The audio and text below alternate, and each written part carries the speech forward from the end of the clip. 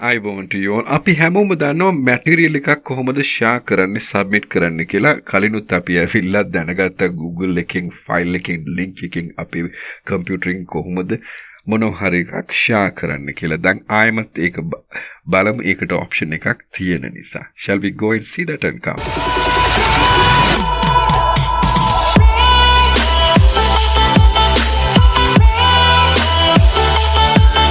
දැන් බලන්න class work එක ඇතුළට ආවෙන් පස්සේ create button එකකින් ඊළඟ option එක material submission. මේකට කිසිම දෙයක් නැහැ. all the student grade 11 එකට අපි topic එකක් select කර ගන්නවා living tissues වලට. දැන් material support එකක් දෙනවා. දැන් material support 1. okay, lovely. හරි. please read this additional materials for your subject. හරි. එතකොට මෙතන ඇවිල්ලා බලන්න මෙතන YouTube channel එකක් ආවිල්ලා දාන්න පුළුවන්. YouTube එකේ ආවිල්ලා බලමු tissues නේ meristematic tissues කියලා type කරලා බලමු මොන හරි එකක් එනවද කියලා. මොන හරි වීඩියෝ එකක් ඔයාලා හදලා තියෙන වීඩියෝ එකක් එනවා නම් that is fantastic. what are meristematic tissue? මෙතන CBSE class 11 biology meristematic tissue by Shiksha House කියලා එකක් තියෙනවා. ඒක හොඳයි කියලා හිතනවා නම් ඒක ඔයාලා add කරන්න පුළුවන්. මෙහෙම තමයි මොනවා හරි document එකක් material එකක් ඇවිල්ලා ඔයාලා students ලට දෙන්නේ.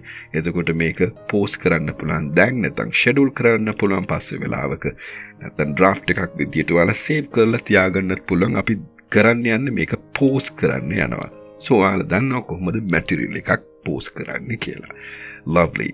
so student දැන් බලන්න මෙතන the final one post Siraj online posted a new material support කියලා එකක් post කරලා තියෙනවා කියන එක දැන් එයාලා දැනගත්තා. මේකට marks කිසිම දෙයක් නැහැ. ඒ නිසා ඇවිල්ලා මෙතනම open කරලා click කරලා යා මේ වීඩියෝ එක බලන්න පුළුවන්. okay, fantastic. මේ වීඩියෝ එක ලස්සනට තිබුණායි කියලා එයා දැනගත්තාම බලන්න, this is a beautiful video that's definitely going to give a lot of advantages to the students. so එහෙමනම් මේක බලලා ඉවර වුණෙන් පස්සේ student wonderful support